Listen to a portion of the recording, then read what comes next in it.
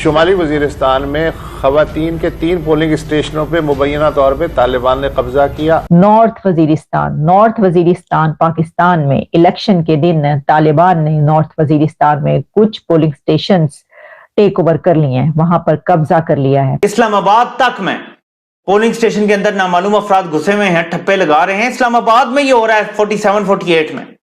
Imagine करें बाकी जगह पे क्या सूरत हाल ये करेंगे। वहाँ के लोगों को डराया जा रहा है कि आप वोट ना डालो, जो आजाद उम्मीदवार हैं उनके सियासी हलकों के ऊपर बम फेंके जा रहे हैं। पाकिस्तान तहरीक इंसाफ के कैंडिडेट्स जो कि आजाद हैसियत में इलेक्शन लड़ रहे हैं, लेकिन पाकिस्तान तहरीक इंसाफ के हिमायत याफ्ता उम्मीदवार हैं, वो इस वक्त लीड कर रहे हैं। नताइज आने का सिलसिला जारी है, कभी भी कुछ भी हो सकता है। ये नताइज अचानक से बदले भी जा सकते हैं, लेकिन जो नताइज आ रहे हैं ये बड़े अलार्मिंग हैं। आले शरीफ के लिए इमरान खान जीत चुका है और ये आलमी मीडिया रिपोर्ट कर रहा है। पाकिस्तान से आने वाले रुझानों ने पूरी तरीके से चौंका के रख दिया है और अब मामले यहाँ पर किसी को समझ में नहीं आ रहा है क्या हो रहा है।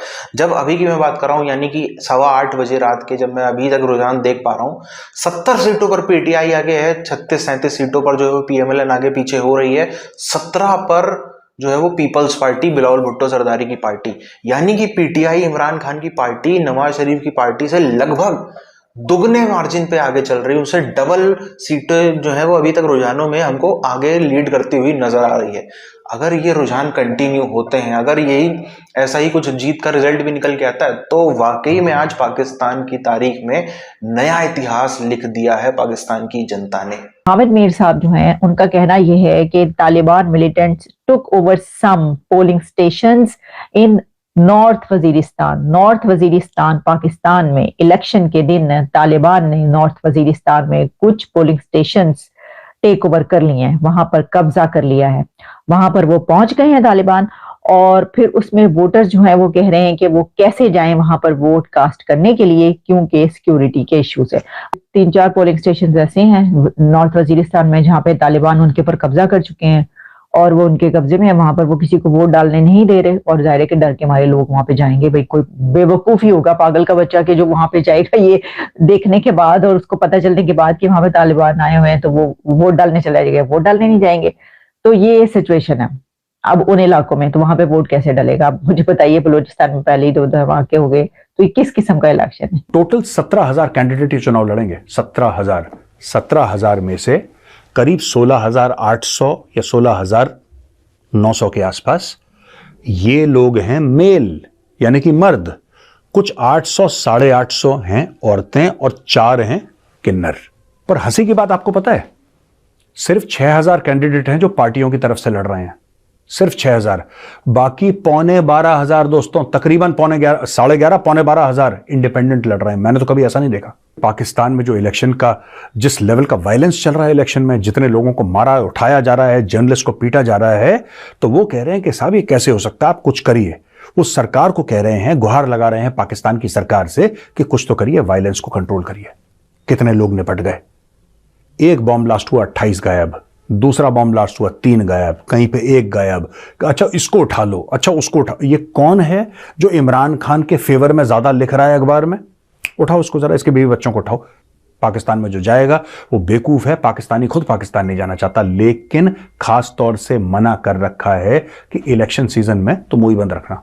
सारे फॉरेनर जितने भी एम्बेसी में लोग हैं सब चुपचाप बैठे हैं, कुछ नहीं पता। होटल में खाना खा रहा हो, मेज के नीचे से बम फटा, ग्रेनेड फटा, निपटा दिया आदमी को। दोस्तों इस प्रकार का वायलेंस, इस लेवल का वायलेंस पाकिस्तान में चल रहा है कि एम्बेसीज ने अपने लोगों को यह बोल दिया है कि सड़क पे मत जाना, बाजार पे मत जाना, कभी भी बम फूट सकता है, कुछ भी हो सकता है। कई किलिंग जो हैं वो फौज खुद करवा रही है। मैंने बोला पाकिस्तानी आर्मी इलेक्शन के लिए खुद के बंदे क्यों मरवाएगी यार? लॉजिक की बात करो, सेंस की बात करो। कह रहा मेजर साहब सेंस की बात नहीं, थिंक लाइक अ पाकिस्तानी।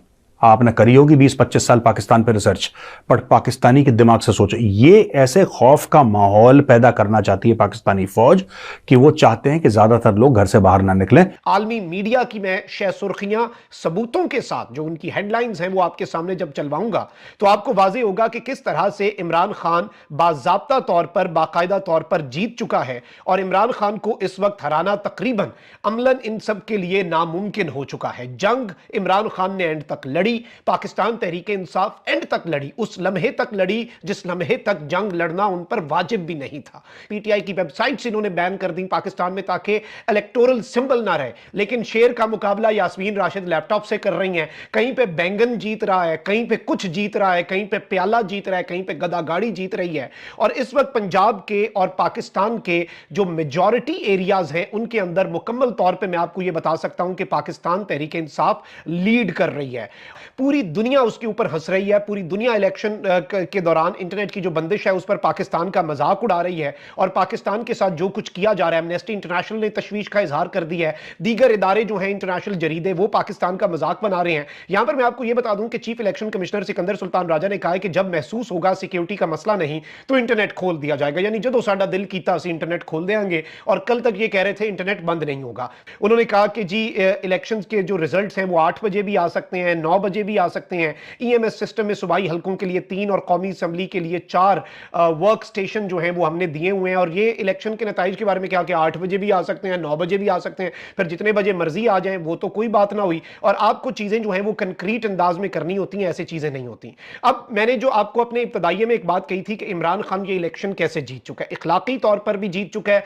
लोग जो है इस वक्त सर्वेस देख लें, एग्जिट पोल्स देख लें, पूरी दुनिया इसके ऊपर बात कर रही है। लेकिन इस इलेक्शन के अंदर नवाज शरीफ ने इलेक्शन से 2 दिन पहले अखबारों के अंदर शह सुर्खी लगवा दी पैसे देके इश्तिहार से कि नवाज शरीफ वजीर आजम। क्या दुनिया नवाज शरीफ को वजीर आजम मानेगी? ये एक अहम सवाल है। क्या पाकिस्तान की कौम नवाज शरीफ को वजीर आजम मानेगी अगर अभी भी नताइज तब्दील कर दिए गए? इमरान खान कैसे जीता है? इमरान खान इस तरह से जीता है जो आलमी अखबारों का मैंने कहा था ना कि शह सुर्खियां ये कह रही हैं कि इमरान खान ये इलेक्शन जीत चुका है। कह रहे हैं Pakistan election 2024 live, voting ends in polls marked by violence. Polls जो हैं जिनके अंदर वायलेंस रही है और पाकिस्तान के पोल्स जो हैं जिधर मुकम्मल तौर पे वायलेंस रही और पाकिस्तान के पोल्स के अंदर जहां पर कंट्रोवर्सी रही वो इस वक्त हो रहा है। इसके अलावा CNN क्या रिपोर्ट कर रहा है आप देखें, polls close across Pakistan after millions vote in election marred in controversy. यानी पोल्स जो है वो पाकिस्तान के अंदर बंद हो रहे हैं और बंद कर दिए गए हैं, यानी पोलिंग का वक्त खत्म हो गया है जब millions of people have voted. Elections जो कि इस वक्त हर तरफ से घिरे हुए हैं कंट्रोवर्सी के अंदर। पाकिस्तान का सबसे बड़ा ऑपोजिशन लीडर यानी कि इमरान खान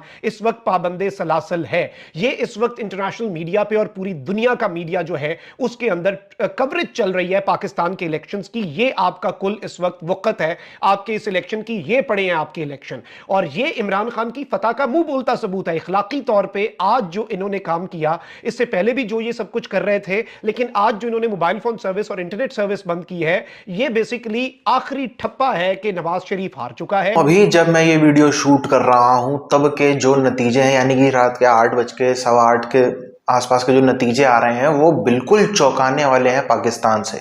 अभी तक 70 सीटों पर जो नतीजे अब तक रुझान सामने है, 70 सीटों पर पीटीआई आगे है, तकरीबन 35-36 सीटों पर पीएमएलएन आगे है और मात्र 17 सीटों पर पीपल्स पार्टी बिलावल भुट्टो जरदारी, ये वही जुल्फिकार अली भुट्टो की पार्टी जो कभी कहता था कि हम घास की रोटियां खाएंगे लेकिन 1000 सालों तक लड़ेंगे, उसकी पार्टी मात्र 17 सीटों पर।